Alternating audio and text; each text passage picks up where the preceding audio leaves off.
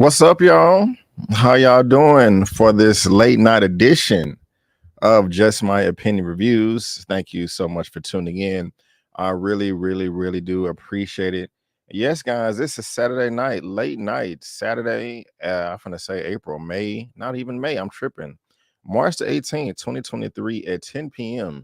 CST. Like I said, late night edition. I don't think I've ever done a live this late on a Saturday before, but hey, you never know. I would just compel, to come talk to you guys about this show, Swarm. It's crazy, man. Everybody online is talking about it. Well, not everybody, a few people. I saw a video earlier with Sharronda with Pay Weight, Elliot with Movie Files. Got my home girl, Watch Me with, damn, I don't forgot her name that quick. I'm tripping. She gonna kill me if she is seeing this. Watch Me with LB, Movie Bay. A number of people right now are online checking out this show, and it's on Amazon Prime. And to be honest with you, well, actually, I'm gonna say my commentary till we actually get into the show. But again, guys, thank you so much for tuning in. I see that we have 34 people watching right now. That is a wonderful thing. With about 17 people thumbs up. If I can get a few more thumbs up, I would really appreciate it. But before we get this party started, I want to let you know that you can get this broadcast also via audio only. It's not just going to be on YouTube. It's not just going to be on Twitch. It is going to be audio only versions as well. There's a link to this in the description box below with buzzsprout.com. That's buzzsprout.com. I am on all of these platforms right here that you see on the screen: Apple Podcasts, Spotify, Google Podcasts, iHeartRadio. You can see the screen as well as SoundCloud as well. So get your audio only version on if you're into that sort of thing. And guys, we're talking Swarm. This is going to be spoiler filled. Okay. I'm going to spoil this episode up, down, or these episodes up, down, left, right, in, and out, as if you've already seen this. You have been warned. Okay. So don't get mad at me. Oh, I didn't know it was spoilers. It's spoilers. You see it in the banner. You see it in the title of this video. And also, you know me over here, shameless plug-in. Check out my latest live for Bel Air Season 2, Episode 4. I've got Jackie on the screen. My Shazam, Fear of the Gods review is on my channel. Check that out. Also with Miss Elia Cantu. She's back on the channel, gracing us with her lovely presence. Power Book 2 Go Season 3, Episode 1. We had a lot of fun recapping that first episode. Also got Creed 3, Ant-Man and the Wasp: Quantumania. And I did a number of Oscar-nominated films as well. Turner Red, Top Gun Maverick, The Fablemans, Avatar: The Way of Water, The Whale, Guillermo del Toro's Pinocchio, Banshees of Inisherin, The Triangle of Sadness, Elvis, Tar, Causeway, Everything Everywhere All at Once, that won everything at the Oscars. Also did an Oscar recap and a trailer reaction for The Little Mermaid. Had to bring this up because this stars Holly Bailey, and her sister Chloe Bailey is in the show Swarm, getting it in with your boy Damson Idris. And I know the Shade Room has had a field day with that all over their social media, and we're definitely going to get into all of that goodness right there. But before we do, let me shout out all of you lovely people out there in the chat. Again, thank you so much for tuning in. We got that girl. Hey, Brandon, what's up? How you doing, that girl? Hopefully you had a great day today. Thank you for joining us. Also have Oblivion Radio. Yeah. What's going on? I don't know what that means, but hey, I love it. I love the energy. ER's grandpa. Hey, watch episode 1. Didn't fully understand it, but I'm definitely intrigued. RP Chloe. Thanks, Sharronda. Yes, thanks, Sharronda. We also have KC Undercover. Hola, what is going on, Miss Undercover? What is going on? What's going on? Thank you for being here. Xavier Phoenix, what's up, Xavier? Been a minute. Howdy, B. How are you doing? Thank you for being here. Ladarius Patterson, I'm just here showing love. Thank you so much.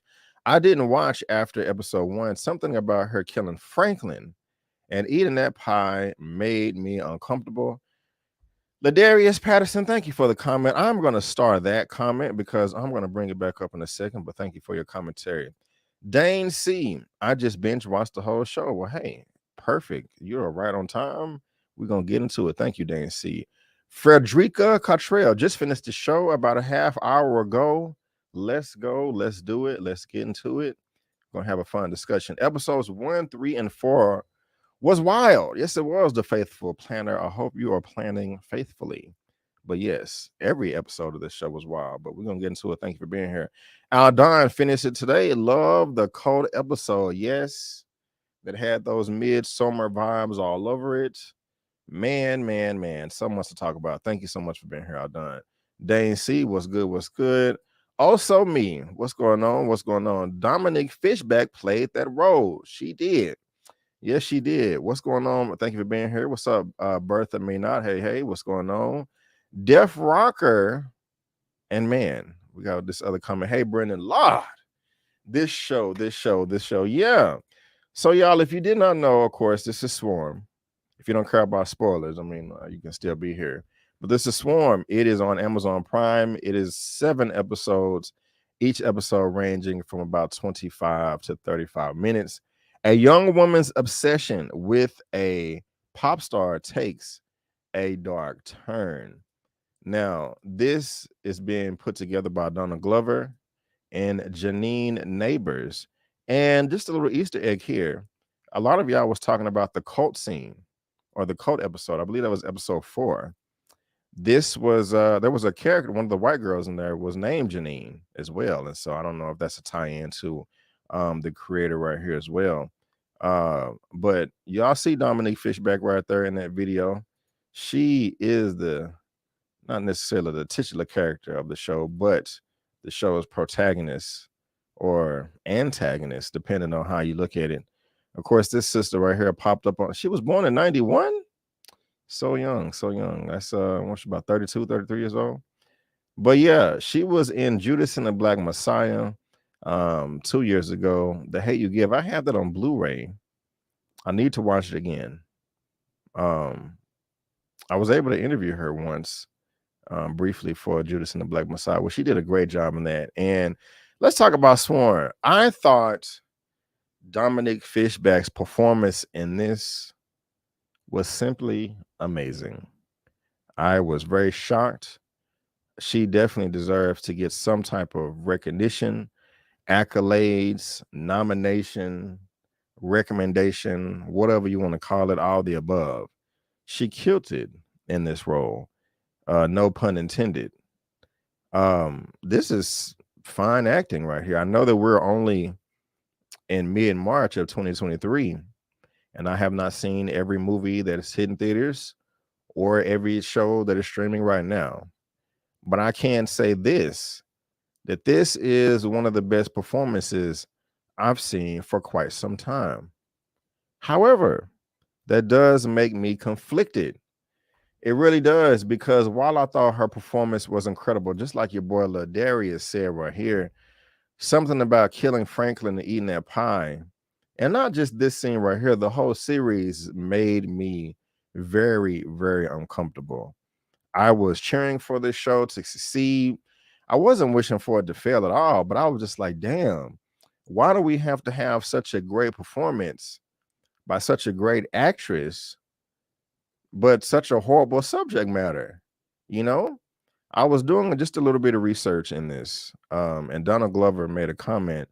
You know, why is it that all Black women have to either be a supporting character, someone looking to promote others, or a woman looking, for a love interest or a damsel in distress?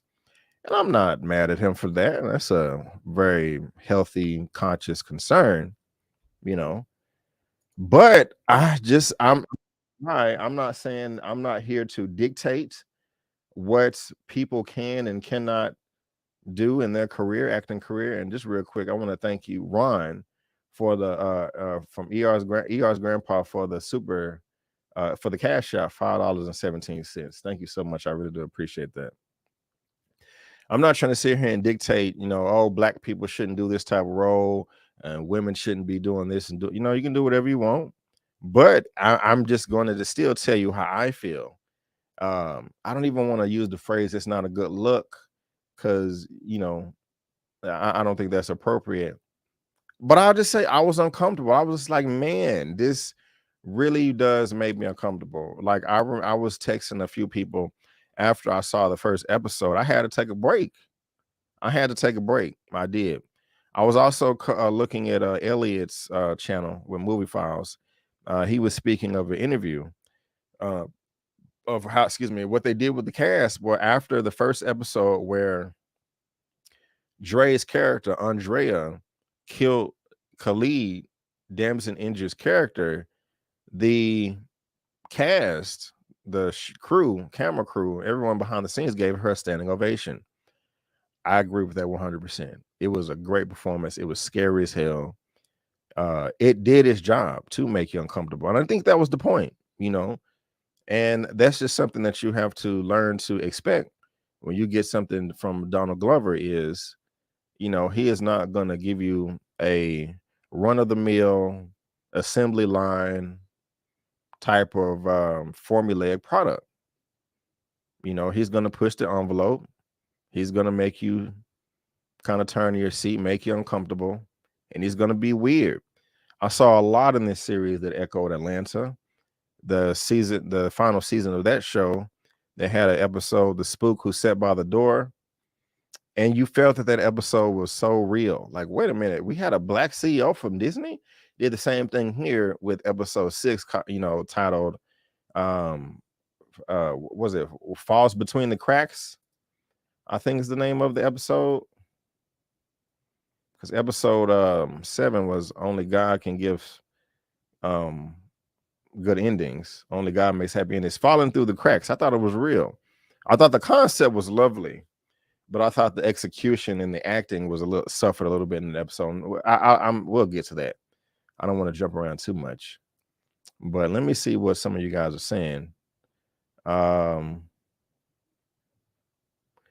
Can't wait for you to unpack the ending. Yeah, at first I didn't like the ending because I was like, she won, but then she didn't win. That's not really what happened, but we're going to get to that. No, this is not a true story, but they did a great job of making you feel that way. I loved it. Peace, family. And guys, please give me a thumbs up. Let's see if we can get, 100 people in here. Let's see. They better give Chloe half the money for promoting the movie with the sex scene. Right on. We're going to talk about that. Her acting was top tier. She's a solid actress. I first noticed her from The Deuce. Dominique is the moment, and we get more of her this summer. Right on. I thought she was the chick from Power with Jamie Foxx on Netflix. She is. That is her. It was disturbing. It caught me off guard. Yes, I'm finna get into the details. I was hoping she got caught. Definitely, I'm with you there. I'm gonna be kind of silly with the way I wanted to end this, the way I wanted the series to end. But we'll see how you guys feel. They said they want to portray a black woman as a serial killer. It's never for real. Hadn't been done before, and that's what is conflicting. And let me go ahead and comment on that. So, like Def Rocker said, I wanted her to get caught. So did I. And like, seriously, while I was watching this show, especially in episode 4 with the cult scene, what was it? Running Scared. I was so back and forth, like with her character. At some points, I was on team Kayla because that was her name. She doesn't want her name was Andrea, Kayla, Tony. What was the other name when she was with the dude with the backstab? I think it was with the S. Shanice. Carmen, when she was with the stripper, she had like 6-7 names in the show. But when she was Kayla, I was back and forth in that episode. Like, okay, I want Kayla to win, or I want Dre to win, or I want the crazy cult women to win. You know what I'm saying? And I was conflicted every 10 seconds. You know what I'm saying? And so, especially at the end of episode 6, going back to Bertha's comment, for a split second there, I was tricked. I was bamboozled. Banana in the tailpipe. I was thinking it was real. And I was like, okay, if Dominique Fishback is portraying as somebody in real life, then I am more accepting of this series. But when you find that it's fake, I'm just like, man, why did you want to put yourself out there like that? But that's just me, though. Okay, I'm not saying that I'm right and feeling that way. I could be completely wrong. I could be being sensitive right now, and being in my feelings. But hey, that's fine. Those are my feelings. You don't have to agree, and I don't mean to sound slick there, and I'm not talking to anybody in particular. I'm just speaking in general. Yeah, let's see what Miss Movie Bay has to say. Technically, she's in the system now, so for season 2, she might get caught. This is true. I don't know if I'm ready for a season 2. I don't know. I don't know. I don't know. I don't know. I don't know. A Movie Bay, would you like to join me today? Let me know. They did show real pictures of the 4 strippers. That's just great production right there. It's not real. It's not. You didn't think Billie Eilish would die, but let's start this off. We got this first episode titled "Stung." Dre plans a birthday surprise for her sister. Now, I was back and forth. I was like, okay, are they sisters? We're talking about Chloe Bailey here. And I have to say, Chloe Bailey is very attractive. This woman is obsessed. She loves the pop star artist Niger, who, of course, is emulating the real life person Beyonce. In real life, Beyonce is known as the Queen or Queen Bee. Of course, 98% of you guys know this, but if you don't, I'm just going to say it anyway. She's known as the Queen Bee, Queen Bee, all that good stuff. She has dedicated fans online, the Beehive that just have her back all on social media. I'm not all in there like that, but I do know the gist of it, and that's where a lot of this is influenced from. But you can obviously tell that that Dre, doesn't have it all together. She has some screws loose. And one of the things I find fascinating about this show is it makes you kind of dance on the line of whether you should feel sorry for her character or not, whether you should have sympathy for her, whether you should have empathy for her, whether you should call her evil, or whether you should just call her troubled and she needs help, and a big hug and some support. I'm so conflicted because, she obviously went through trauma. You can tell just by the way that she was reacting to Khalid and Marissa having sex. Now, I don't know. At one point in time, I didn't know what to think at that point in time. She could have had trauma as a child and find sex disgusting. And that could be one thing. She could just be a jealous hater, mad that her sister, Marissa, is getting some pound town and she's not. That does happen in real life. It could just be that she hates Khalil himself because she thinks that he's a low down dirty dog, which in a way that turned out true. It could be a combination of all of those things, but I just didn't know. Now, he made a comment towards the beginning saying, you can tell she's a virgin by the way that, she's walking around and, yeah. Also, another scenario, she could have been, horny herself and wanted, hey, to come in there. I'm just saying things like this does exist in the world. It could have been all 4 or 5 of those scenarios. But when he made the comment that she's a virgin, I was like, yeah, she clearly is. However, I think in episode 2, when she went to the concert, when she got the influence of the Beehive and she was able to put on her makeup and get dressed and have all this confidence out of nowhere. She had style, she had swag, all of that. She ended up sleeping with the white boy. And I'm just like, whoa, okay. I just don't know if you're a virgin and then just gonna lose it, randomly to just some stranger. I'm not sure. You really can't put her character in a box, which I was trying to do this whole series, while that makes it even more fascinating and uncomfortable all at the same time, because you're really trying to predict like what the next move is going to be and you don't know. That's man, it's pretty crazy. It's pretty crazy, but she's clearly gone through some things, and I like about the series that we didn't really find that out what was going on until the very end, and we still don't know. That Sanaa Lathan joke caught me off guard. Yeah, it did. But man, the performance was unreal. Let's see here. I enjoyed the subject matter because the fandom from people can literally be insane. I do too. And Donald Glover and team and Janine Neighbors went out of their way every episode to let you know that, hey, this is not a work of fiction. if any of the stories, resemble real life people, it was done intentionally. And I like that. I like that. One moment. And that was challenging for me as an audience member.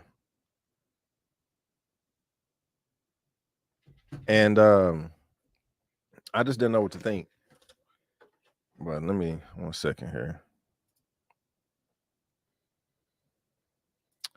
I did not know what to think. But what did y'all think? How did y'all feel about her reacting to Chloe Bailey like that? And you can tell that she was getting sick of her. Hey, I'm gonna move in with Khalid here. I'm tired of this. She spent $1,800 on 2 tickets. Like, guys, you got to really think about that. And she was a master finesser too.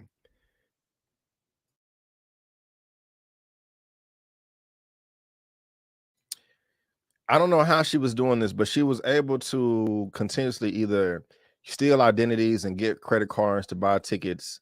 She was broke. She did that in episode 7, where she got like 3 cars in just a few amount of months. I mean, to think that somebody is so obsessed to where you're not going to pay your rent so that you can buy some concert tickets. Not only that, you have a roommate too. So you really just are not thinking clearly about the consequences and the repercussions of your actions. You really just don't give a damn. I mean, like, I think we've all been there before. Like, oh my God, I woke up at 6 in the morning, 7 in the morning, whatever time you wake up. I don't want to go to work today. I'm not going to go to work. And you lay there for an extra 30 seconds. But you're like, no, let me get my ass up, dummy, because I have bills to pay. I have responsibilities. She clearly didn't give a crap. She clearly didn't. And this woman, and let's, I mean, she was obsessed with Niger. And at this time, we didn't know exactly what was wrong with her. We didn't find out what was going on to episode, 4, 5, 6, and 7. About the depth of her trauma as a child, which they may have alluded that she murdered her mother and her grandmother. That's because we got to think, how did she end up in the foster care, in the foster system, paid for by the state? But Chloe Bailey's character was in love. Marissa was in love with Khalid, and she was in love with Nigel too, calling her a goddess, saying that she's perfect. And Dre needed acceptance. She was going through abandonment, and she got that special bond with Marissa. And if Marissa loved Nigel so much, Dre is going to love her too. I was reading just some information about this. Marissa was the avatar for Nigel. And one of the things is later on in the series, I'm going from episode 1 to I think episode 6 or 7. I think 7, where I think it was actually 6, where they were showing the acting mother of Dre, saying that women can have a bond between each other. That doesn't mean that they're funny. That doesn't mean that they're gay. And Harris, the father who played him in Leon in the first, and there was a different actor in episode 6 when they was doing the documentary, he said that he just didn't get that. I get it. I know that women can have that certain type of bond. When they were laying in bed real close, I thought they was going to kiss in episode 1 between Marissa and Dre. But I was looking at them myself. I was like, I really don't think they're, an in love couple. Maybe they messed around once coming up, but I doubt it. This is a sister. They just love each other dearly. Now, since Dre is cuckoo for Cocoa Puffs, maybe she wanted to take it there with Marissa. I'm leaning towards that, but I don't think Marissa looked at her that way at all. And yeah. And so since Dre was just so abandoned all of her life, and she felt responsible for the death. I mean, I would feel responsible too. If your sister is blowing your phone up, hey, we got into a fight. He left me stranded. I mean, man, that's just something you never do, dude. I don't think I can even. I mean, I always try to put myself in these situations personally of what I would do in a situation, but leaving a woman stranded, the only way I would do that is if, I was about to be in harm, like she was attacking me while we were driving, or, something like that. Like I would, okay, you just got to get out the car, I'll even call you an Uber because I don't want it on my conscience that you got ran over. But to not answer your phone, to have it dead, and you turn on your phone the next day, and you see all these messages, and then you find your sister done killed herself, committed suicide, and then you're blamed for it. And we saw that earlier because what is her name? Marissa had this cuts on her wrist, and Dre was kissing on it. Got this super chat right here from Natalie 199. Thank you so much. I really do appreciate it. Let's see here. 1 second. What a money reside, what a money reside, what a money reside, what a money reside. Okay. Thank you so much, Natalie. I do appreciate it. Is it scary? I'm a scaredy cat. I am a scaredy cat too. No, it is not scary. It is not horror. What's funny about this, Natalie, is this is being described as a drama and comedy. Look at this.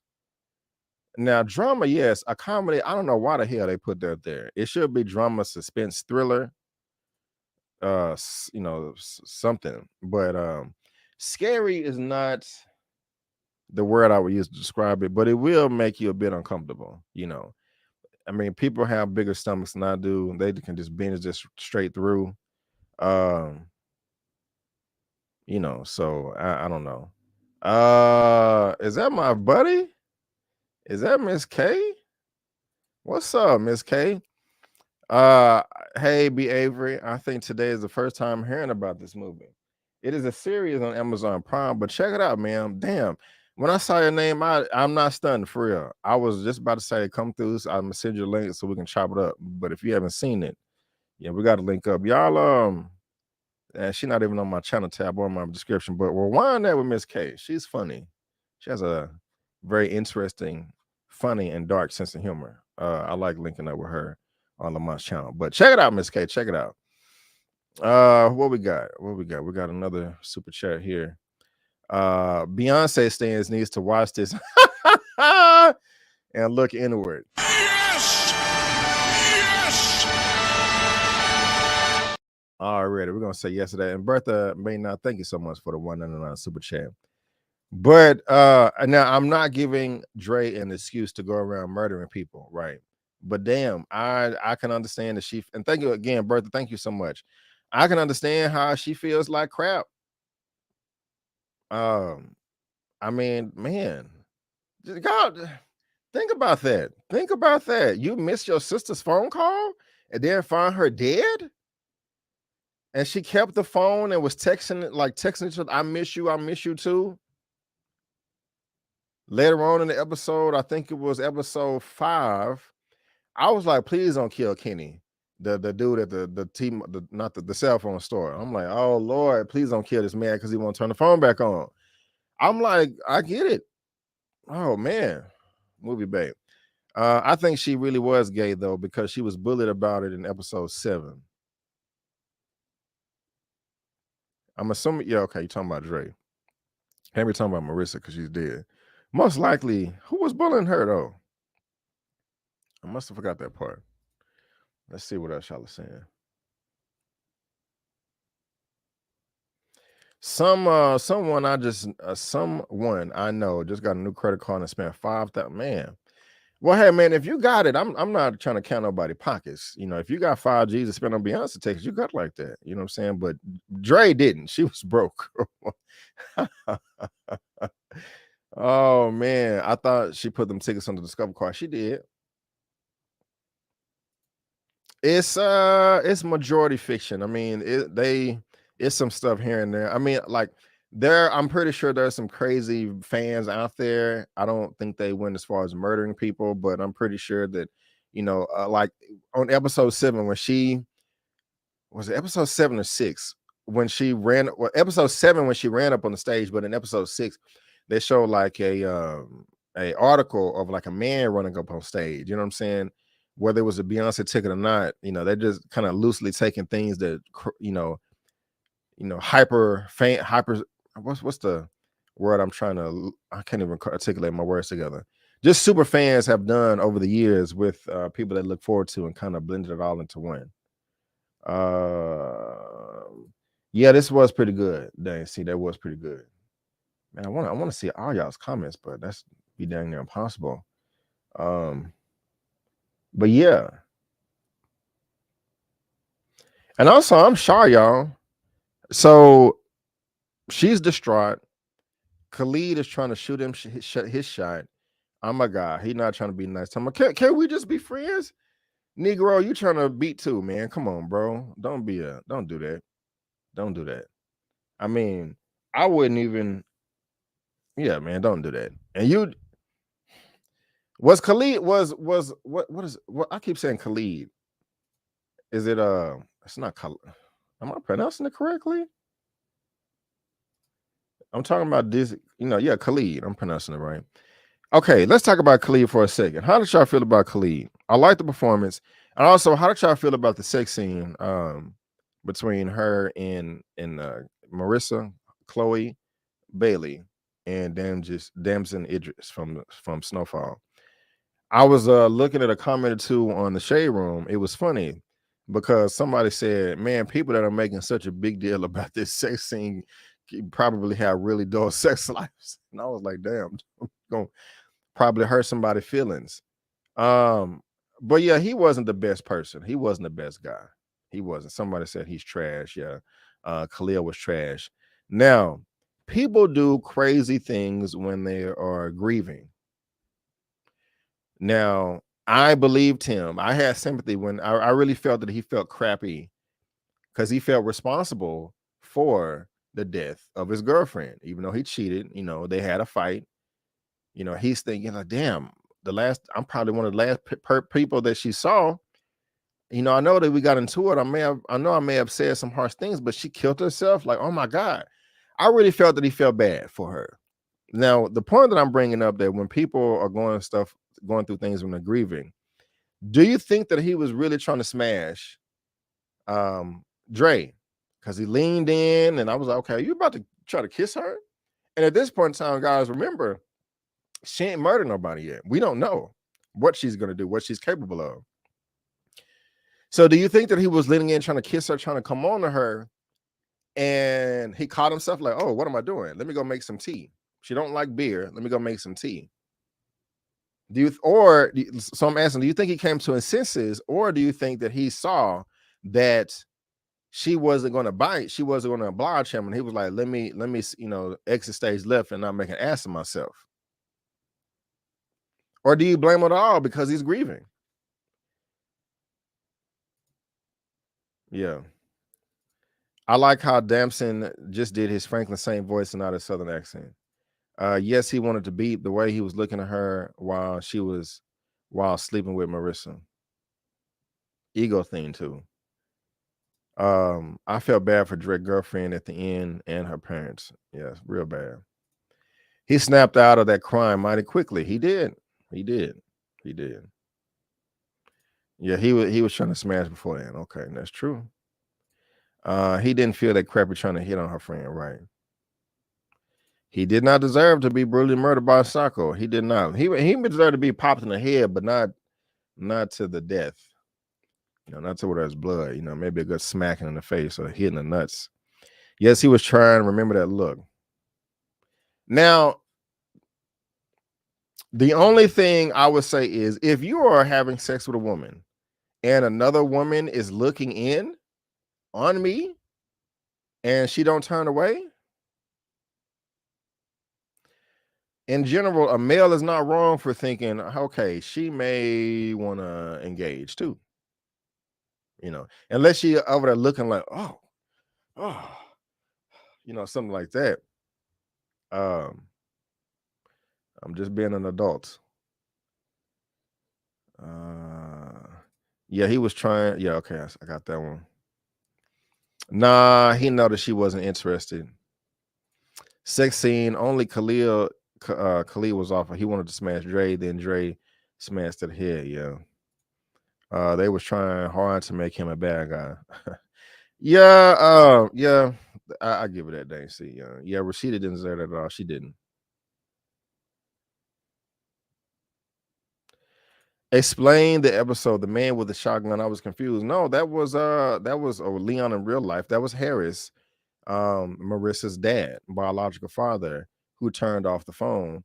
This was the man that kicked Dre out of the funeral because apparently they just felt that was a bad influence on the daughter. He didn't want to have nothing to do with her. He was just like done. And in the flashback episode 6, or it was either 5 or 6, where they was interviewing the white girl, there was a whole sleepover incident where they was playing around with Marissa. Dre got upset, stabbed her in the neck, the white girl, choking her, and Harris is the one that had to break them up. That's how it made sense to me. So yeah, Dre got upset and ran over there and beat his ass with a lamp and ate the pie. We're talking about this image right here. Wow, this was crazy, man. That was a good ass performance, I have to say. It was. I was like, what the hell is going on? I did not know what to expect. I was shook up. I was like, God, dog, what is going on here, man? Because I just didn't know. I was like, Dominique, why are you doing such an awesome job being so bad? You know what I'm saying? It was really, really, it was really making me uncomfortable. It was another super chat. Oblivion Radio. Is everyone really confused with the series? I think I have a good handle on it. I don't know if you're speaking of anybody else, but I think I have a decent handle on it. See that we have 97 people watching right now. I'm trying to see how many thumbs up we have, and my phone is not working with me the right way, so I'm gonna have to look another way. But you guys thumbs up the video. But she beat his ass, and I can't remember exactly what she did with the body, but she just went on a rampage. We got 77 thumbs up. That's what's up. If we can get up to 100, that would be great. She went on a rampage, and she met with Chloe. She met with Chloe from the strip club, and end up murdering the boyfriend. Finally, a worthy opponent. Our battle will be legendary.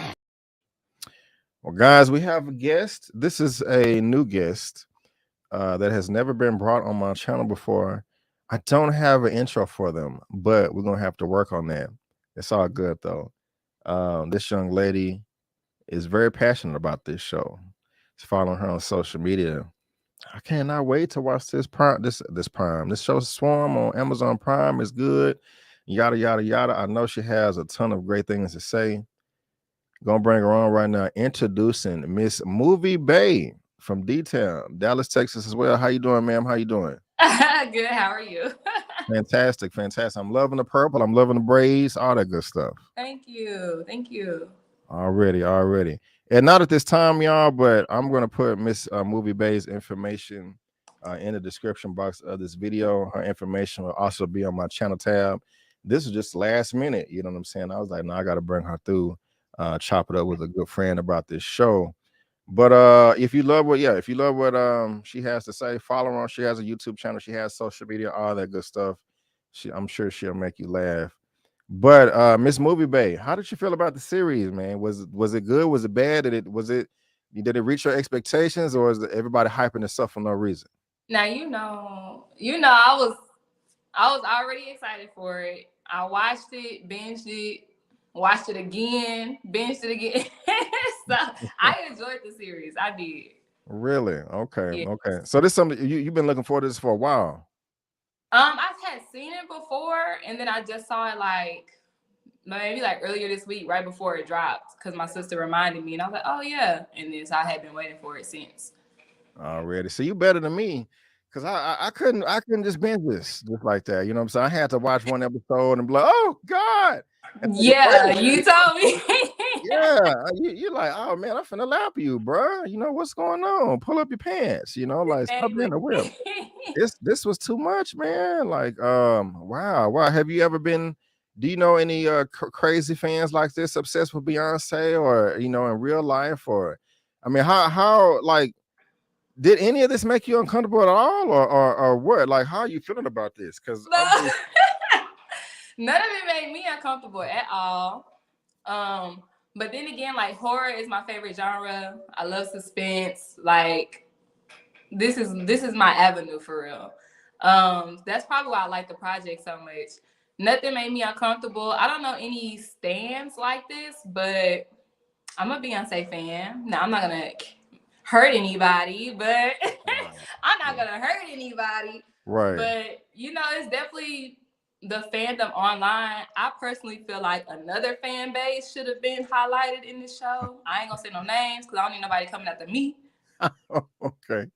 But I don't think the Hive would do that. No. I hope not. Now, before I brought you on, you was in the comment section with everybody else. Has there anything I've said so far that you disagree with, or you know, I know I made the comment like I don't really think she was gay.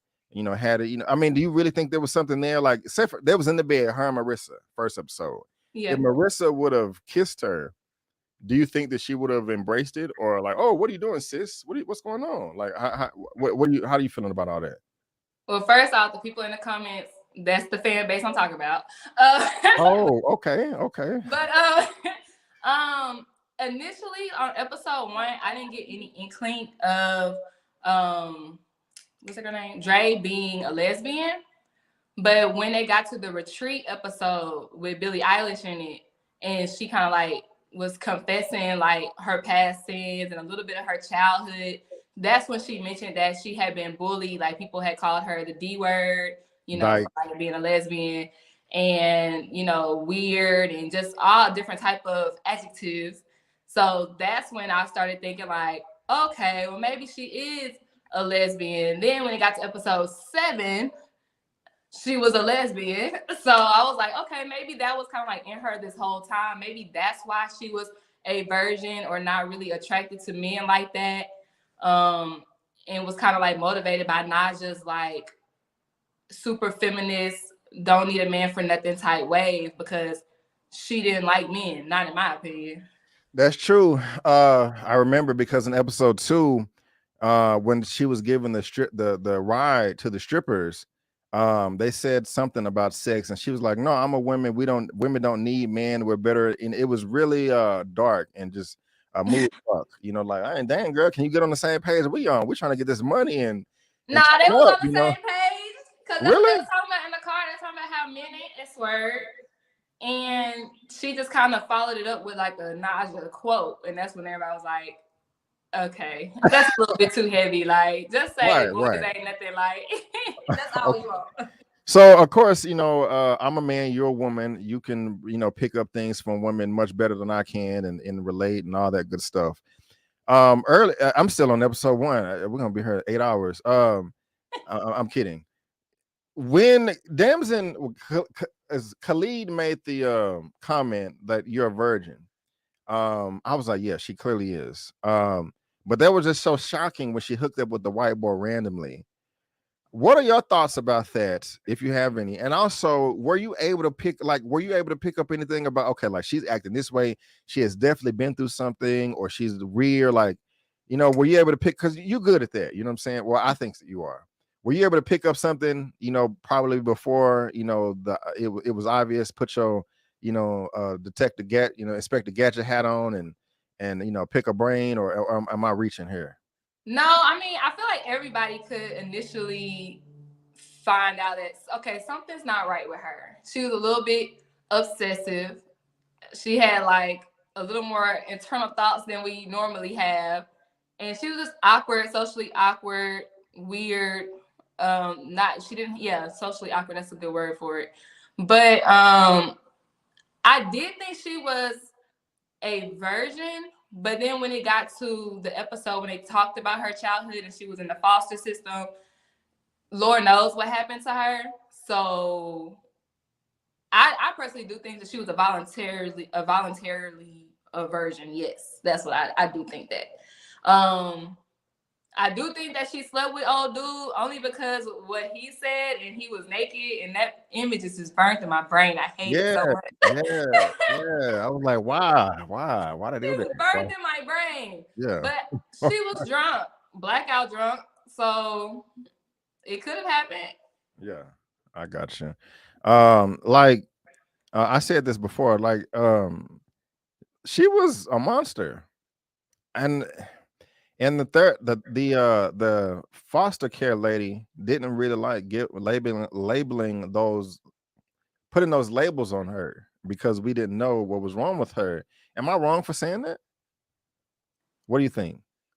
No, I personally, when it came to that episode, I didn't understand the foster worker. I did, but I didn't, because she thought that they were trying to like make something wrong with her. But yes, we need to know that backstory so we can justify why she's doing these things. Like, what are you talking about? I feel you. I want to know the sad story. I do. Yeah. And season 2, I hope we get that for real. Man, I don't know if I'm ready for all that though. I don't know if I'm ready. If you see a great comment you want me to highlight, just let me know. I'll be more than happy to pull it up. Also, guys, in the chat, thumbs up. What did y'all think about them dance moves though? In episode 2, the way she was strutting around like a giraffe. I don't know what that was, man. You doing way better than her. You don't even got no music. I don't know what she was doing, but she was confident though, man. Like, I don't know what was. It was weird. She was switching in and out of her personalities. You know, she's the timid, socially awkward girl. You know, then randomly smashing white boys with strawberries, and then I don't know what kind of transformer dance she was doing on those stripper poles. But girl, what is it? What's the name? The damn, what is her name? Lizzo lookalike came through. Talking about, hey, you know, bands make them. I don't know what she said. She tries her up though, but they end up, making friends, and talking about she was confident and all that. Ladies, I was so mad that they shot old boy, the fat man with the tow truck that helped him out. Oh, okay. So like I was feeling the interpretive dance. No, period. I was on it. I was with that. I was with all of that. And she was like, you ain't at the white clubs. I'm like, that's exactly, because at the white clubs, it's more slow and you can do the interpretive dances, okay? I was feeling it. But I would have gave her my money, period. I was like, yes. But I personally don't feel like they should have. I don't think that they had to shoot Tunk. That's the guy name. I don't think they had to shoot him. Like, I was like, where a gun come from? Like, what are y'all doing? Yeah. Ladies, if you're ever in that situation, hopefully, please don't put yourself in that situation, but just try to knock him out. I was like, no, it is not going to play in your favor that you trying to tell the police that he tried to rape or rob y'all. I mean, we know y'all innocent. Well, yeah, y'all are innocent. Dre isn't. But you got to think, knock him out and run. You don't want a dead body that you got to deal with. Ain't nobody gonna come chase you if you knocked out somebody. But if a dead body comes up, you're out of there. We found that out in episode 6. But going back to the stripper thing, man, it was funny though. Old dude walked in there trying to throw his money, and she looked like a hungry hippo the way that she snatched the money back. I mean, she did. Yeah, a hungry hippo. But yeah, man, that was interesting, man. They went to the party with all the not basketball, but baseball white guys. Oh, dude, how much money did he pay? $1,000 to beat off to her? She got $1K. Man, to eat chips. Man, I have Man, been doing listen, life wrong. I'm not gonna So lie. fine. Movie babe, I was jealous. I Who was you jealous. telling? I was And he like, was that like, "Can you bite it harder?" No. Like, what you talking? no, it was No. pretzels. It was pretzels. It was pretzels. It was pretzels. Pretzels. Yes, it was sour cream. Y'all, man, she got a stack. Yes. She got a And that's stack. why So, I like that. So that was what I liked about Dre. Like, yeah, she was weird. Yeah, she was kind of crazy a little bit. But like she was still low-key that girl in a sense. Because she never had to do anything, but guys were like throwing themselves at her. Khalid was trying to hit on her. She pulled the dude at the club. The dude at the strip club, when she was dancing awkwardly, she still got money. The dude at the baseball party paid $1,000 just to watch her eat chips. Like she low key had the juice. she did. And that's scary too. You know, young lady I knew way back when, she was a dancer, and she always says that she would get more attention from the males because she would just be kind of playing the cool dance to the side, you know, instead of the other women over here swinging from chandeliers doing splits on the ground. I just said it to say it pays some time to be kind of chill and laid back like Dre was. You know, she got the most money without having to do nothing. They had to smash to get a stack. She got to continue to eat her snacks and keep all her clothes on. So while I feel kind of I feel kind of weird saying, hey, we can all learn from Dre, but we can still all learn from certain Dre. aspects. Certain aspects. Certain aspect. I love it. I love it.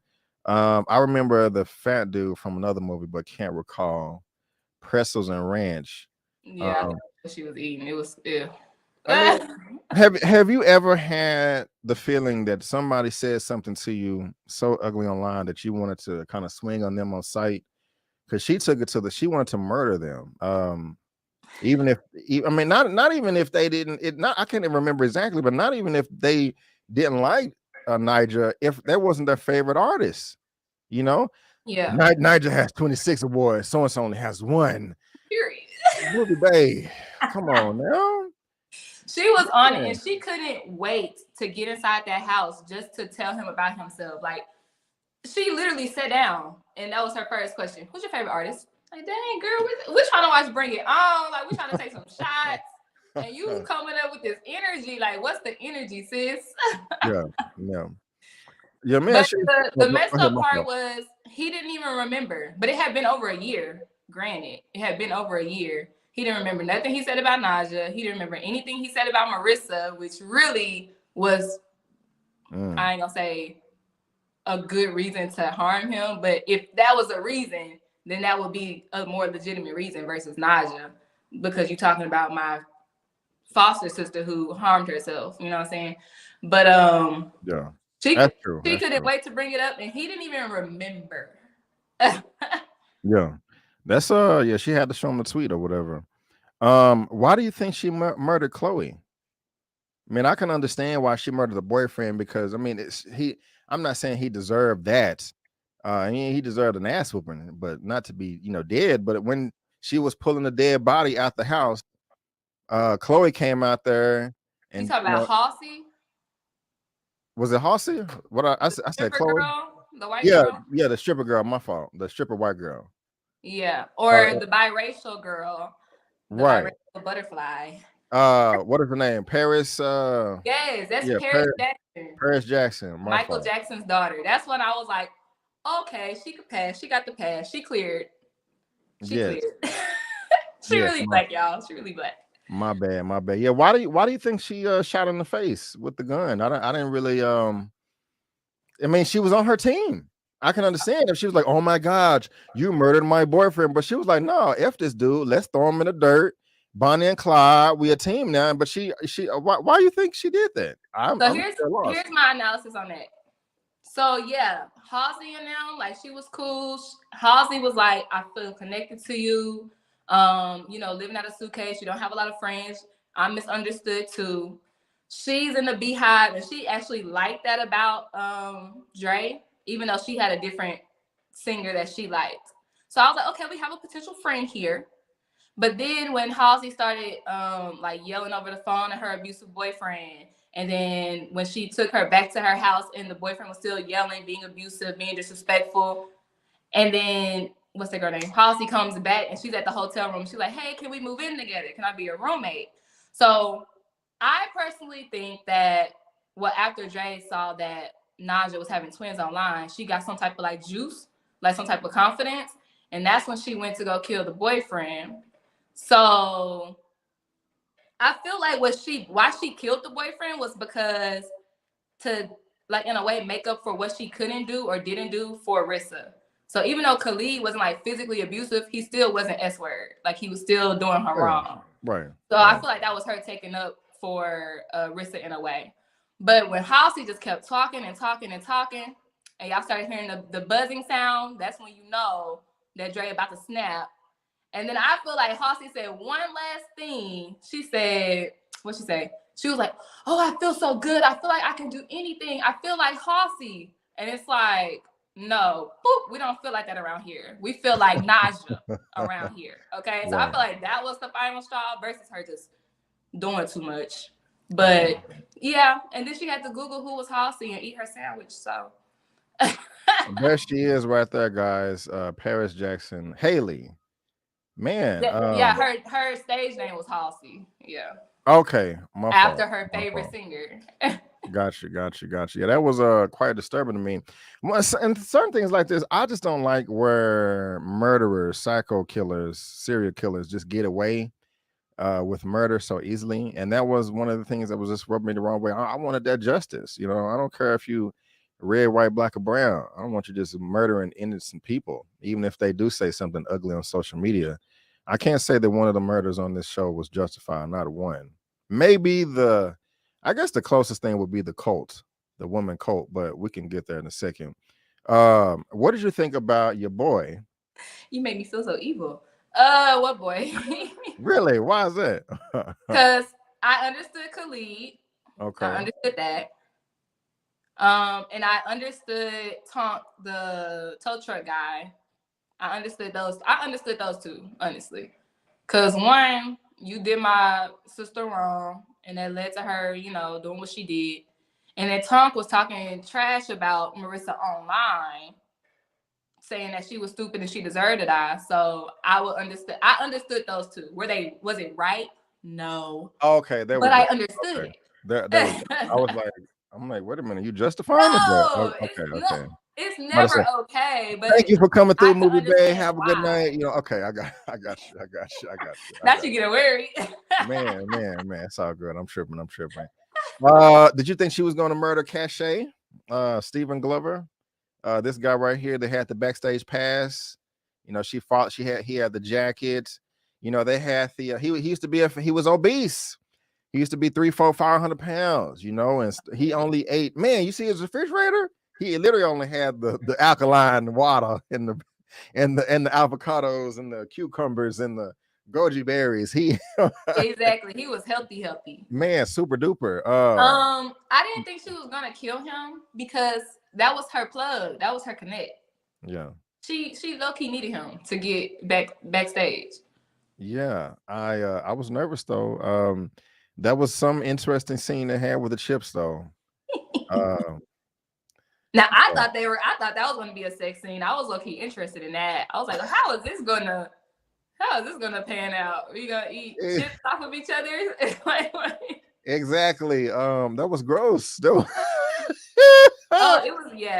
Who's gonna clean this up for sure? But I was interested. Like I was more interested in the food sex scene than the back shots. I'm not even gonna hold you. Right, I want to see how that was gonna go down. Yeah, they said that there was a bouncy ball in between them, just real quick. And world's smallest bouncy ball. I'm sorry. World's smallest bouncy ball. Right. People are making comments online like, I didn't see no bouncy ball. Me neither. Chloe said she was really uncomfortable, but Damson made her more comfortable, and it was a closed set. And she said that she was actually, you know, bare naked. I'm like, I mean, I don't know. I don't think it was necessary to do that. Me either. I don't follow Chloe and Haley much. I just hear other people talking about them, but the little that I know or little that I've seen and noticed, I could be wrong in this. I could be 100% wrong, but it seems like they just do a little too much to appear grown. Like, I don't want to be looked at as a little girl. I want to be looked at like this. So let me do this and that to prove myself. I could be wrong, but I mean, they are grown, but I can see what you're saying. It's kind of like the Disney Channel, Disney Kid phase, even though they weren't on Disney, but we knew them from YouTube as being like 12 years old. So like we have that child image in our minds anyways. I feel like that's why people especially come at Chloe how they come at Chloe, because Halle is still more reserved. But I feel like that's why people come at Chloe how they come at her, because it's like, yeah, I'm grown now. Hey. And it's like, no, you're still a kid, but she's not. She's grown. Right. Okay. I don't think that she needed to be naked, fully nude for that scene, honestly. But online, they show like a mirror shot. So I guess, but I didn't see that the first time I noticed it. It could have just, I don't know. I just felt like, why we got to be naked for that? They only showed her butt for real.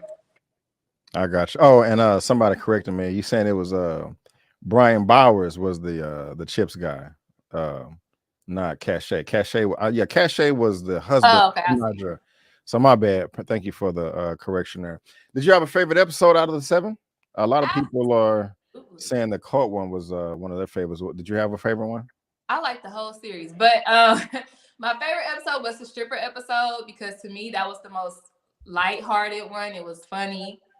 I enjoyed the cult episode only because I did not know Billie Eilish could act. I'm not like a fan. I don't really follow her. I know who she is, but I was like, oh, she doing her thing. Okay. Yeah, she really was. And then I liked the true crime episode. Even though initially I was confused, I had to literally go back and watch it in sequence. But I feel like that was, to me, that was like the best episode because it tied everything in. I feel like it was smart going out of order, and just how they played it for real. It's like a true crime inside of a true crime, a dramatization inside of a dramatization. It was like really mind effing me at first, but I like episode 6 for sure. 2 and 6 are my favorites. I got you. I like the whole series too, even though it made me uncomfortable. I can say my favorites are maybe 4 and 6. Have you seen Midsommar? Yes and no. Every time, like I've seen reviews and video essays because that's what I do. But every time I try to watch it on my own, I fall asleep.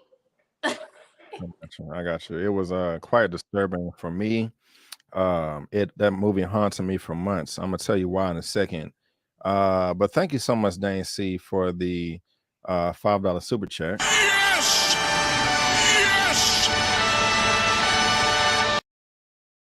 Chloe could have used a body double for that scene. She obviously wanted to do it. Chloe is a freak. Wink. All women are freaks, different levels to it, but thank you so much, Dane C, for the super chat. I really do appreciate it.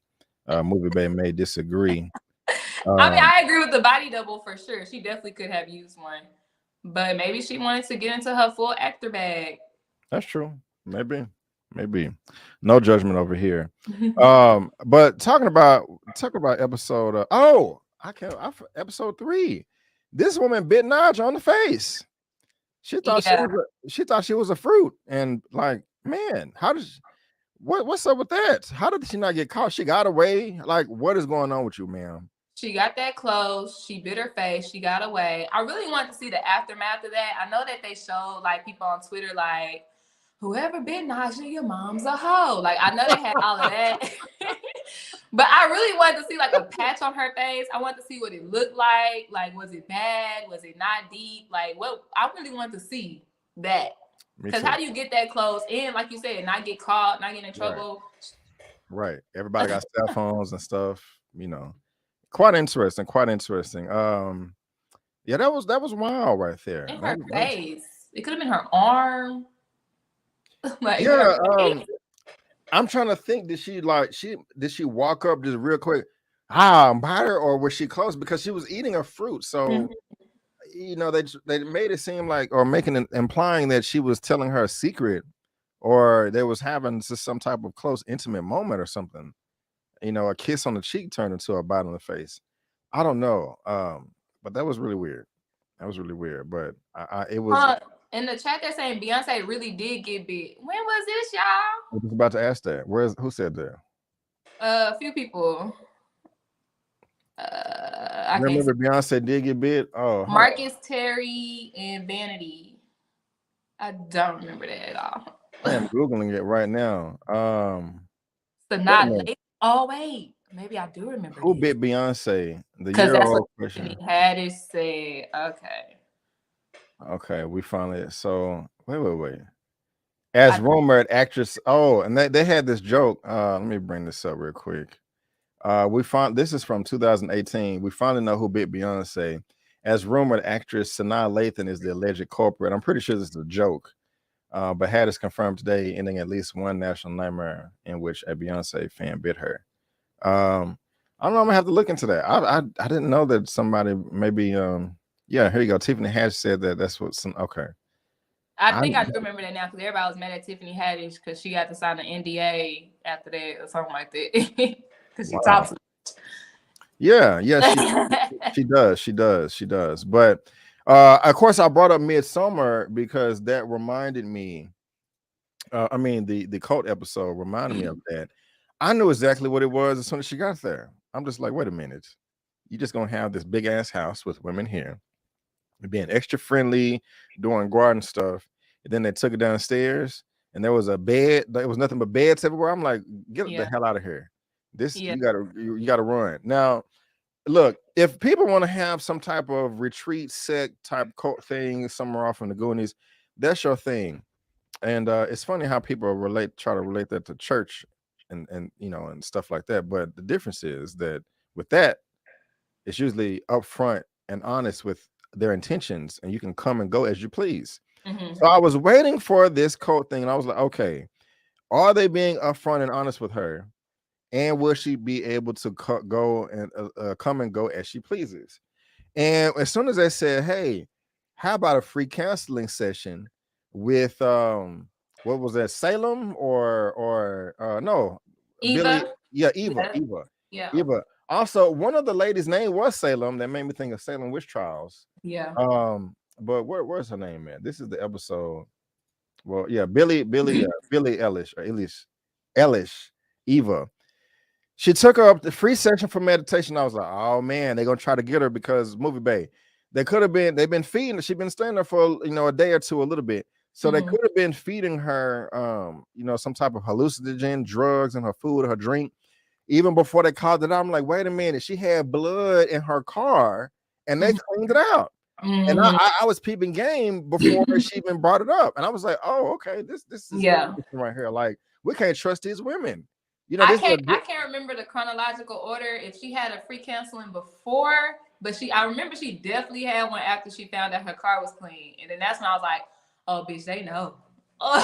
Yeah, they know, and they about to get it up out you too. Yeah, and that was she said. What was it? It's like, hey, I'm gonna snap my fingers. This is gonna be like your welcome home or your welcome condition. Say your name.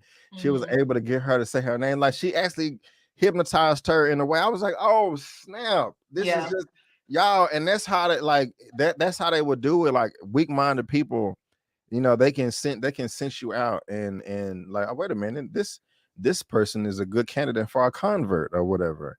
Or alone, she was traveling by herself, living out of her car. You went to a festival by yourself, like, so yeah, they definitely knew who to get. I saw somebody in the chat earlier say that scene reminded them of Get Out, and Get Out, like my favorite movie in the past decade. So it reminded me of that too, and it was executed just as well. To be honest, they really. Dominique was she was on it. Yeah, she was like, wait a minute, where's my phone? I gotta get out of here. I'm gonna miss Niger. And she missed the concert. I was kind of happy, like, yes, you didn't get what you wanted, ha ha ha. But that was crazy, man. They didn't want to get over the phone. She kept trying to talk her, like, don't leave, we're your family, we have this bond. And then they showed the three girls walk by the car and get in front of the car. Then they changed the camera angle, and it was like a girl on the passenger side, girl on the driver's side. I'm like, oh my God. She run these women over. That I was was so hoping uncomfortable. she ran them over because initially, like when they were still at the fire pit, Billie Eilish character Eva, she was like, well, you know, we have a bond now, or we like, she basically, I know your secrets, so you can't go nowhere. Right, She was trying right, to blackmail her into staying. right, And I was right. like, oh no, this bitch is crazy. And then she tried that. Naja's not your real friend. These people online are not your Yeah, friends. I'm your friend. I'm like, oh crazy. girl, don't say Naja not her friend, Yeah, girl. right, Don't do right, that. right, You right, right. gonna die. And at this point, I was rooting for Dre or Kayla at this time because she changed her name 97 times. Yeah. I was rooting for her, like, okay, you need to kill these white women, kill these Karens, they crazy as hell. But excuse me, what made me uncomfortable was Kayla Dre was comfortable having taken joy out of murdering them. And that made me really uneasy. Like she was like ha ha ha ha, and you know, slamming the woman's head in the door, like yeah, yeah, like it was scary. Like That was stop. funny. I'm like, stop acting so good right now. This is so creepy to me. Like, I don't want to look at you like this, Dominique. You're doing too good. You're doing too good. Maybe I'm disturbed because that was funny to me. I was like, Oh my God. banging No. that girl head in the door. You better get out the way. Like I got somewhere to be. Okay, I got somewhere to be. Y'all in the way. If we being honest. What I really wanted to mention about that scene though is the counseling session. I still see people like talking about the Get Out scene, her being hypnotized. Eva's character, like this was a good episode for character development and background information because that's when we did get an insight into Dre's like upbringing. Like when she first heard Nija, she was at her grandma's house, and then she had spilt milk, which comes back up in another episode, but the milk was red. So that's when I was like, okay, something happened to this girl when she was a kid for real. And then somebody also mentioned how she never ate healthy. She always ate junk food. And every time she killed somebody, she had to eat afterwards. And it was always junk food. So I'm pretty sure that stems from her childhood too. And that's why I really, really, really wanted season 2 because I've always rooted for the villain. Call me evil. I don't care. I've always rooted for the villain. And I always wanted to know their origin story. Like, why do you act this way? You know? Yeah, I got you. So that's really why I like, aside from Billie Eilish's acting, that's really why I like that episode because you get just a little bit of insight into Dre's past and her psyche. 100%. You know, with the milk, you know, turning red, I'm assuming she murdered her grandmother or her mother. Yes. And that's why towards the end when she was talking to Cree Summers, the mother of Rashida, you know, she's like, I don't have parents, so they're dead. You know, that was the first time we heard that. And so that's her murdering her mother or grandmother is probably what sent her, you know, put her in the foster system or the foster home, you know. Yeah, so that's you're right. You know, it was, you know, and she escaped, and the woman was on the hood, not the roof of the car. She fell off, beat her to death, hit her like at least 10 times. I'm just like, God, dog, like, I mean, man, only time that doesn't make me uncomfortable is if like it's self-defense or vigilante, huh? They were trying to make her stay. She had to leave. Well, right, but she was enjoying it though. She was taking pleasure in it, which that's what she said in her therapy session. It made her feel good. Yeah, it made her feel good. I don't know. Death is natural to her, you know. How many people? But the messed up part is when she got to the festival and it was over. Yeah, I was like, yes. Before I just real quick question: do you think that the cult women murdered people too? Because Eva wasn't uncomfortable at all with her murdering, you know, like, you know, she was just like, yeah, why'd you do it? You know, she was like, oh my God, we got to call the cops. What do you mean? You know, exactly. Blood. She was like, yeah, you're just like us. Like, do you think they've been murdering people too? I'm sure they have or did or do, because if I would have saw the blood in her car, I'm not cleaning it out, baby. I'm calling the cops. Right. But of course, they didn't want to call the cops. You don't want no attention drawn to yourself either. So I'm pretty sure that they were doing something they weren't supposed to be doing. You're right. You're right. But but like you were saying, it was funny when she got to the concert and it was over with. What exactly happened right after that? She fell asleep on the side of the road in the car, and then she went back to Houston, and then she went to the mall and met up with the Hispanic woman. And what am I leaving out? Yeah, so she went to sleep on the side of the road and she was crying, saying that she was sorry to Naja because the whole reason she wanted to go to that festival was so she could apologize for biting her on the face. Right. But let me see. I'm looking at my notes real quick. Yep. And then she goes back to Houston in May 2018. So yeah, next month she goes back to Houston. And that's when she meet her coworker and just started lining up a storm. Man. That's insane. But the acting was good though. Like she had the face cameras just zoomed in on her as she's making up this story. Talking about she met the mama, she's a makeup artist. She was crying. Mm-hmm. I was like, Jesus Christ. The acting is perfect job. Crazy good. What are they saying? And just lying, child. If she could lie just like that, you know she lied to herself. Yeah. That's true. That's true. But like we had she lied, she got into all that, and then we had the 6th episode titled Falling Between the Cracks. Falling Through the Cracks. And this was one of my favorites. Miss Loretta Devine was the name of the performer in this episode. The only thing I didn't like, it started out great, but the acting kind of went down the toilet for me towards the end of the episode. Did you say Loretta Devine? I could have sworn it was her. Loretta Davis. Her name was Loretta. Yeah. Oh, Loretta Green. I said Devine. Loretta. It was. I got the Loretta right. You said Lizzo at first. I said Loretta. I'm like Loretta Devine was in here. Loretta Green, Miss Loretta Green. Yeah. Oh, that's funny. She did. She did good. They getting me. Loretta Green. I like Loretta Green though. Come on, B. Y'all, come on. It's no bad. Just a little slip up. It'll be all right. But I liked it because it brought everything together. She was like, I'm from Tennessee. I'm trying to put all this stuff together. She was asking the right questions. Mm-hmm. She went back to Khalil's crib and was like, hey, I noticed there was 2 teacups. She was like, a murder in this is bad, but then you have a suicide and a murder. Something's awry, So I was feeling her. I was like, go ahead, Loretta. You know what I'm saying? Put the pieces together, like I was like, let's figure this out. Let's get Dre, Carmen, Kayla, Tony. Let's get this chick locked up, So I was here for it, man.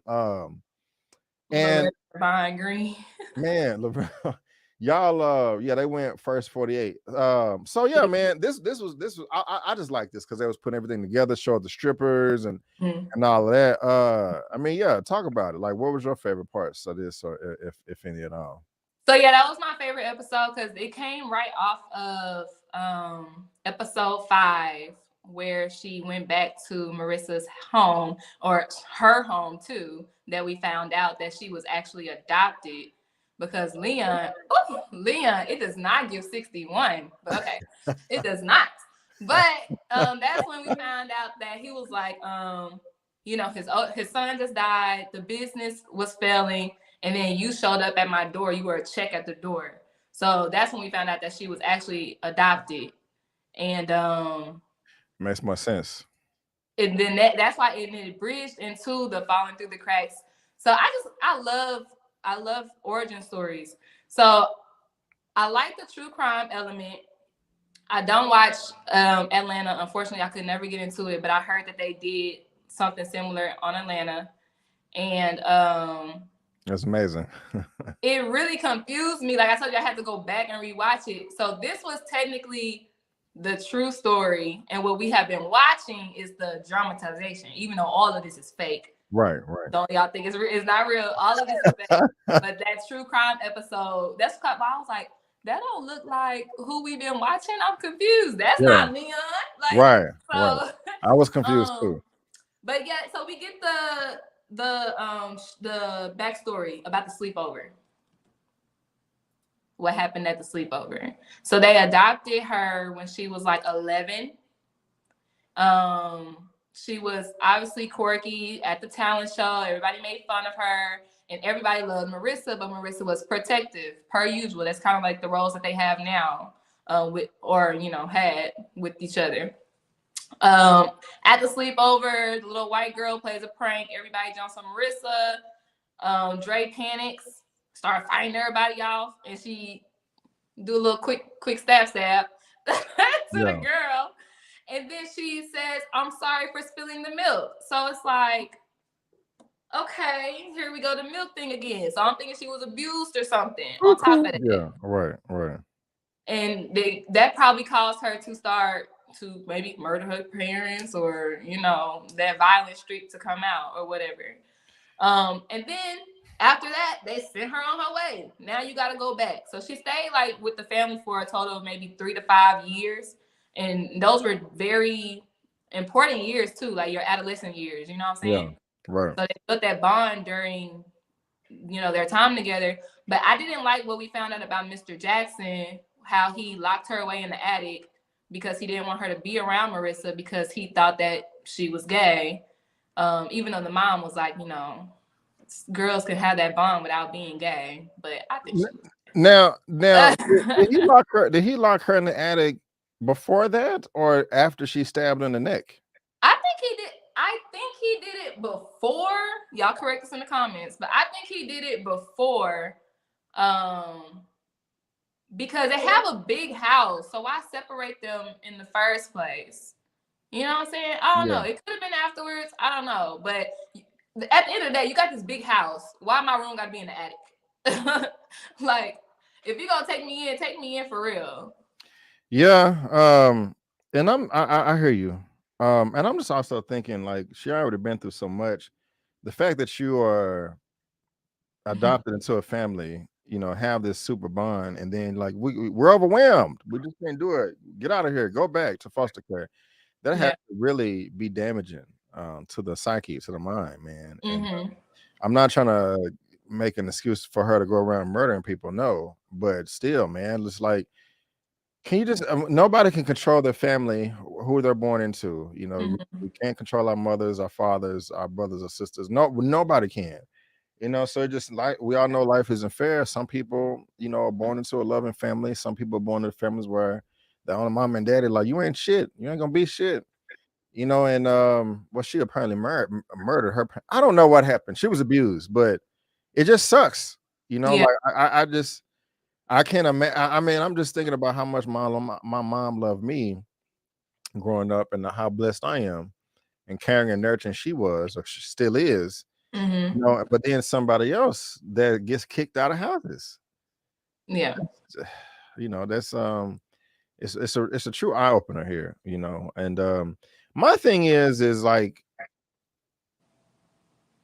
I guess it doesn't matter, but why, if you're up to the task or not to take on that level of responsibility, and apparently Harris wasn't. So why did you agree to do it in the first place? He needed that check. That's what he said. You're right. That's right. The son passed away. Their business was failing. They saw an opportunity to take in a child. You're right. That slipped my mind. Good observation. Good point. No, you're fine. KP Lovely said that Dre wasn't supposed to even be at that sleepover. I do remember they said that. The white girl said that. So why can't I go to my sister's sleepover? You know what I'm saying? Like, yeah, it's pretty fishy to me. She was obsessed with Marissa because if you remember her room in the attic, right? Okay. She has an addictive personality. Personally, honestly, I feel that they kept a lot of stuff ambiguous to keep the veil of mystery for us to keep. Of course, right on, Gerald. I agree with you 100%. 100%. I think Dre had an intellectual disability compounded with psychosis. All the above. The father did put Dre in the attic before. He sent Dre back into the system after. Right. They sent her back in the system. Horrible. Dre wasn't adopted. They took her in for the foster care payments. Harris did that speech about the devil coming in at the one. Right. You're right. Good stuff, y'all. Good stuff, y'all. And And so, my apologies. I know it's a difference between being adopted and then taking in foster kids. I just kind of put the terms together. But y'all know she was in the foster system. I I didn't even. You're right. I didn't even really pay attention to that. As was far as interchanging the two terms. you good. But yeah, 6th episode, and we were getting the screenshots of Donald Glover on the red carpet and Dominique Fishback in like a Variety article saying that they're going to be telling the story of Yeah. Andrea Green murders, and I'm like, I Is this know. real or not? You know what I'm saying? Let me Google some stuff. Like, That's like, because we're doing that yeah, was the true crime, and what we've been yeah, watching is the dramatization. I was like, I like how they did that. That was clever to me. it It was. really was. I was mad at myself. I'm like, why didn't I know about this before? You know, I like know, I right? feel Because I silly, definitely you know Googled. what I'm I said, who, Andrea Green, like saying? who is You know what I'm it? saying? Nothing popped up. It was a couple Right, white people. right. And so at But that before time, that, go ahead. but before that, what Miss Detective Green found out when she caught up to Dre. Mm-hmm. She caught up to Dre. She saw that she caught up to her via her social media. Finally tracked her down in Atlanta because a fan had rushed the stage at a Niger concert, and then she pulled up the video. Y'all saw the video, and then she pulled up the mugshot of Dre. So then that leads us into episode 7, which is kind of like backwards, but you know, it leads us into episode 7 when Dre is in Atlanta. Right. Now, my takeaway from that is initially, well, first on episode 6, when they was popping up the Andrea Green screenshots, I was like, okay, yes, I feel so much better about this whole series, about this performance, because Dominique Fishback is portraying a real life person, a real life event. But then after a while, I was like, oh crap, it's fake. Yeah. But then at the end of episode 7, when she got what she wanted and she murdered the ticket scalper and burnt up the tickets, murdered Rashida. I'm just like, no, you're gonna let her win, but she didn't win. I think she really went to jail. But that was just some fantasy that she was having. And also, yeah, when she saw Nigel on screen on stage, was that Marissa's face for yes, a second? That was weird too. yes, because I was like, that's looking like Chloe Bailey to me. That don't look like the other lady that they had playing her. And So, also, yeah, I'm going too far ahead. You can talk on that. Also, how did she feel about Rashida and Cree Jones and you know, that whole thing? You know, she met him at the club, gave him a ride home, and they you know, built a relationship. So I ain't gonna lie, even though I missed all the little gems in 6 initially, when I initially got to episode 7, I was like, oh, she is studied out. She Tony. Yeah. She studied out. Right. And then she, picked up old girl. I did think that they were probably gonna spend the night the first night. Happy they didn't, you know, being respectful. Okay. But she found herself a nice little legitimate relationship. I was surprised. And kind of thinking this is gonna end happily. That's what I thought. Yeah. I think I made a joke, but I was like, before you popped on, I was like, please don't kill Kenny, the dude at the cell phone store that didn't want to unlock the phone. I didn't want him. Ricky. Yeah. Also, I was so afraid that she was gonna kill Rashida's parents. Oh no! I was like, please do not murder these parents. Like, this is crazy. But as soon as Rashida denied those tickets, like, are you dumb? Are you dumb? I was like, oh, she did. She did. She's not gonna make it out of this room alive. And she was choked to death. Were there any red flags that Tony put up that Rashida or the parents could have caught on to? Because I was really thinking about them when she was your face. A lot of them. Break it down. Or say one. I just want to hear you say one at least, if you can. I mean, like, well, I guess it's really not a big difference from taking a drive from an Uber driver versus another random person, but red flag. And she also had three cars. I remember that she kept switching cars. 3 cars. Yeah. You don't have a cell phone. Oh yeah, and like the next day I see you, or maybe a couple days afterwards, now your car is gone. Yeah, like what? don't have a car. You I don't know. It was just a lot. It was just a lot going on. She wouldn't be my type of chick. But like, it's too much going on, man. It's too much. It's too much going on. Yeah, and the dad seemed really naive to me. He seemed really naive. It wasn't really. I thought they had a nice, wholesome family. You know, everything that she was missing, she was never accepted. And what's her? Rashida was, because she was on birth control, but she brought home a girl. So I'm thinking, like, no matter what her lifestyle is, her parents are accepting. They're rich, and they say she don't have to work, but she wants to work anyway. So they're just accepting and loving. 2-parent household. They got money. Everything Dre never had. You know. Was she embarrassed about being on her period, or am I looking at something wrong? Well, that was kind of weird to me. And then Rashida was like, "Well, you know, I don't care," and I was. Yeah, she was. Why? I don't. We don't got to talk about that. Hey, ladies, have y'all ever started your cycle right before you're about to get intimate? Yes, it's annoying. It's embarrassing, but especially at that time, because she's a stud. She's a masculine lesbian, so I feel like I'm not in the community or anything, but I know a couple people. But it's not really something that they just. It's like, ugh, you know. I mean, it's like that for everybody. But it is embarrassing. It's like, yeah, I got my cycle. I don't have anything. I don't have no sanitary napkins. She probably don't have any money for them. She probably got to jug them out the store anyways. So. Okay. Well, of course, I can't relate in any way. I can definitely imagine it being annoying, but to my understanding, it's something that kind of happens often. But I didn't understand the embarrassment because it was both women. If it was a guy, I would have been more understanding, but it was a woman, so it's just like, yeah, what happens to us. But I don't know. I could be wrong. So Gina Horton says she meaning Dre wanted to be masculine at that moment. So I 100% understand it. Yeah, because she was, I don't think that Rashida thought she was a guy ever. She has boobs. Oh yeah, of course. I didn't think that either. I don't think she ever thought that was a man at all. But I'm being serious. I thought that when she was going to the bathroom that she was going to try to adjust her strap on or something. I did too. Okay. I thought she did that jump, because when you ladies, y'all know you do that jump, like, oh, wait a minute. What was that? Yeah. So I thought she was trying to go get prepared, but I guess not. She had that cramp real quick, that and let me go to the bathroom. Man, I can only imagine. But yeah, she's crazy. She murdered Rashida. She burnt the tickets, dummy.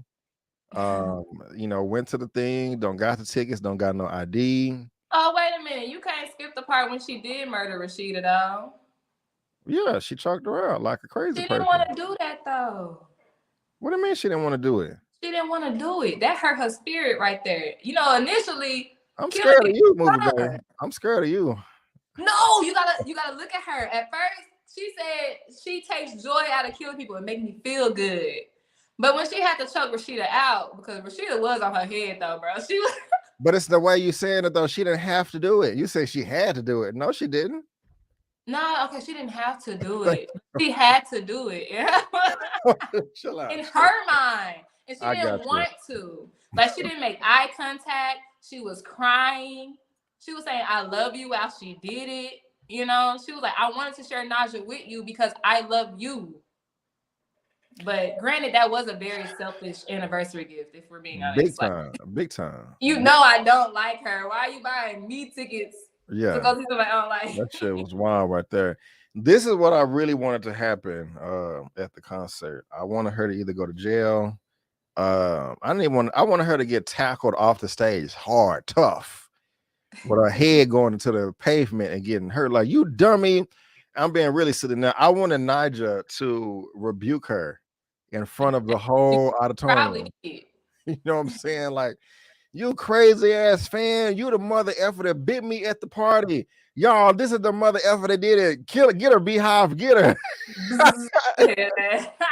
And the whole beehive and the whole stadium just monkey stomp her. Just see walking all on her face. No. They doing No. hold on. They doing this right here to her face. I'm just bye. I wanted them to stomp on her face like that. I wanted Nigel to get some crap and throw it at Dre's face and be like, F you dirty bitch. But she won in her mind. You know, I'm sure, yeah, in her mind she won. But with those tickets, she gets to the concert, she burnt the tickets up. She tried multiple ways to get them tickets. Did you hear when she went to the ticket stand and the lady was like, what's your name? Mm-hmm. Who name she gave her? Rashida. She used that girl rent money to buy them tickets. Horrible. That was so funny to me. Horrible. I was like, you wrong for that. Yeah. Need to kill the girl. Now you ain't got an ID. And even if you did, y'all don't look alike. You have the scalp. What you gonna do? Just murder. There's no remorse. And at that point, she had missed how many concerts? The one when Marissa died, missed one concert, missed the festival. She's like, I'm not about to miss another one. I'm not about to miss another one. By any means necessary.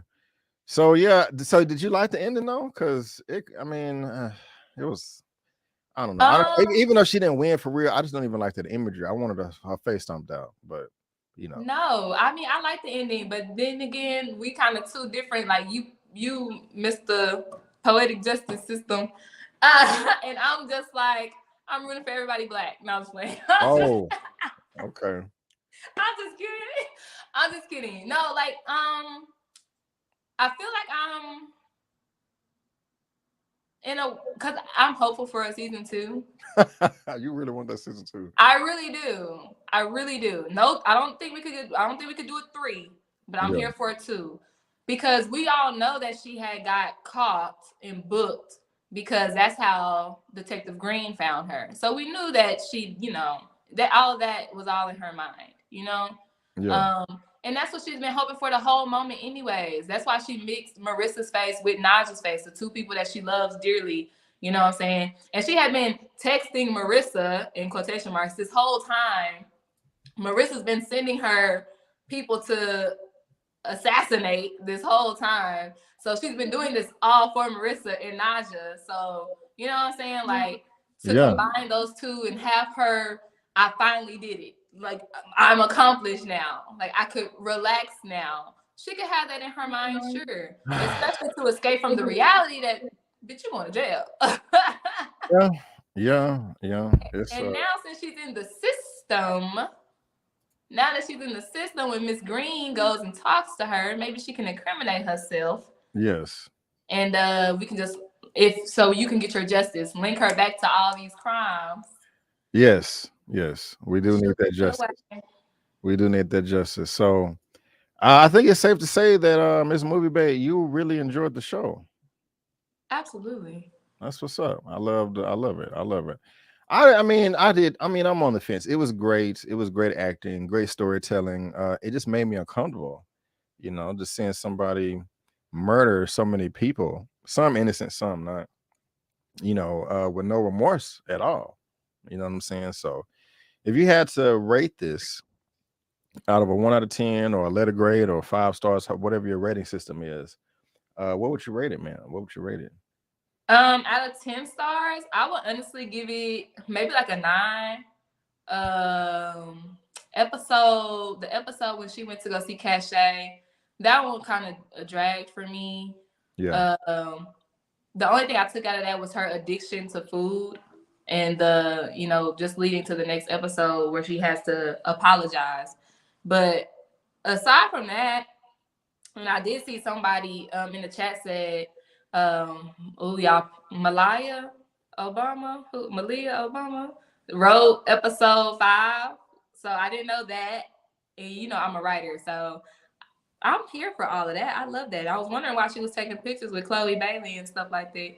But I say maybe a 9 out of 10. I enjoyed the acting, obviously, the cinematography. I enjoyed the order of the shows, even though I feel like they could have pushed it to 10 episodes to avoid a season 2. I understand why they did what they did. I liked how they switched 6 and 7 around. They just made a lot of smart choices to me.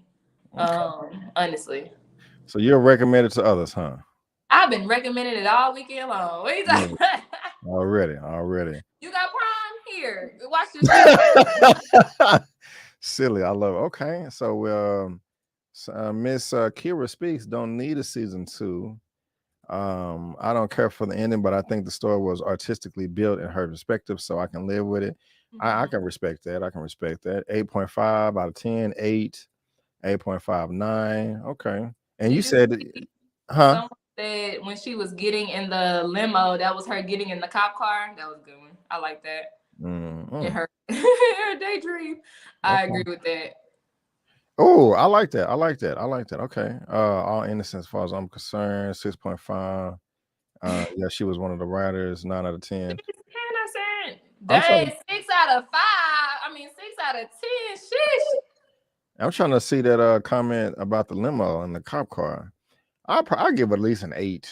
Not probably harder than that. I mean, it was executed well. It just it made me weird or whatever, But guys, I don't know what's up with you with that. I don't know. You don't know what's up with me.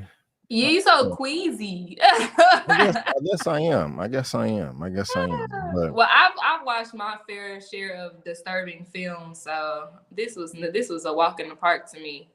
It could have been more dark if you ask me. Man, y'all, like I said, man, I'm afraid of Miss Movie Bay, man. She gonna hit you in the head with a lamp or something if you don't like her. No, I'm teasing. Hated the ending, didn't go for it to me at all. What y'all think? This was a show that would have existed on the fiction TV show this was a show that would have existed on the fictional TV network on the show Atlanta. Right on. And KP Lovely, when this other comment pops up over here, so I can bring it up, says he is not a fan of scary horror movies. I am not. KP Lovely knows me quite well, apparently, but yeah, guys. Go ahead. Oh, damn, hold on, I forgot. Wait, real quick. Oh god. Oh, it's gone. Okay. Well, ladies and gentlemen, boys and girls, me and Movie Bay want to thank you so much for tuning in to our live recap for Swarm. We really do appreciate it. Had a wonderful time discussing this show with you guys in the chat and also with you, Movie Bay, as well. Thank you so much for being here, ma'am. I do appreciate it. And give me 2 seconds. Let me do this real quick. Movie Bay. And okay, so if you love what Miss Movie Bay has to say in this broadcast and you want to follow her on YouTube, you can. Her information, her channel is saved in the description box of this video. And as we were going live today, she has been added to the legendary channel tab right there in the middle, right next to Tait and Miss Fantastic Frankey. This is what the Young Sisters YouTube channel looks like. Check her out. She has a trailer reacting to the Little Mermaid Scream 6 review that was out recently, and she be on the reality shows, y'all. She be on them reality shows. Is there anything on here that you would like to promote to all the good people out there, Miss Movie Bay? It really depends on what y'all like, because I do a lot of everything. I do the Ratchet Zeus stuff. I just saw Scream 6, and I'm a horror movie fan. Scream is my favorite franchise, so go watch that review. And I'm about to get into more throwback reality shows like Flavor of Love and things like that. So, because ain't nothing really out in the movies that I'll be watching. So, yeah, subscribe for that. Already. Again, thank you, man, for being here. I do appreciate it. Thank you for inviting me. Of course. Right on. Y'all know the drill. If you subscribe to me, you're gonna get look at these Oscar films that I review with the whole crew. Check out all that. You're gonna get movie reviews, spoiler movie reviews, series reviews, weekly movie news roundup show. We'll be going live tomorrow, 6 p.m. CST. Come back. Bel Air season 2, Snowfall season 6, trailer reactions, a couple of interviews, and fresh out of theater reactions. And just to be a little bit more specific, also, if you want a audio only version of this broadcast, you can get it right here. Buzzsprout.com. I'm on all of these platforms right here, as well as SoundCloud. So get your audio only version on. And of course, we're talking Swarm, but check out Bel Air. Check out my Shazam Fear of the Gods review, Power first episode, season 3. Creed 3, Ant-Man and the Wasp, Quantumania, spoilers review part 1. Turning Red, Top Gun Maverick, The Fablemans, Avatar. These are all the Oscar films this year. The Whale, Guillermo del Toro's Pinocchio, Banshees of Inisherin, Triangle of Sadness, Elvis, Tar, Causeway, Everything Everywhere All at Once. I also have my trailer reaction for The Little Mermaid and my Oscar breakdown, all the wins and losses. But guys, again, me and Movie Bay want to thank you so much for tuning in. And before you go, don't forget that I'm B. Avery. That's Movie Bay. That's just our opinion. Peace out. Don't go nowhere, Movie Bay. Peace out. We'll see you next time.